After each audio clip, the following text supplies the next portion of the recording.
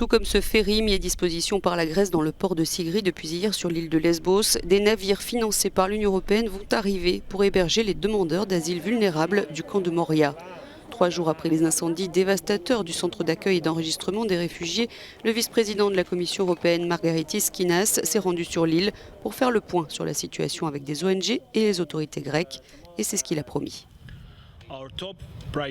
Notre première priorité doit être immédiate et collective. D'abord, fournir un abri à ceux qui en ont besoin, dit-il, et ensuite rétablir dès que possible l'ordre public dans l'île. Conjointement avec le président français, la chancelière allemande Angela Merkel a annoncé un plan d'accueil de mineurs non accompagnés. Parmi les 12 700 réfugiés du camp de Moria, 4 000 enfants étaient comptabilisés. J'ai demandé au Premier ministre grec comment nous pouvions aider et sa demande était que nous prenions en particulier en charge les mineurs qui ont déjà été emmenés en Grèce continentale. Nous avons pris contact avec la France, l'Allemagne et la France y participeront. J'espère que d'autres États membres de l'Union européenne le feront également. Mais que va-t-il se passer pour ces milliers de réfugiés? Les autorités locales veulent faire obstacle au gouvernement grec pour éviter la reconstruction du camp de Moria. L'état d'urgence a été instauré pour 4 mois à Lesbos.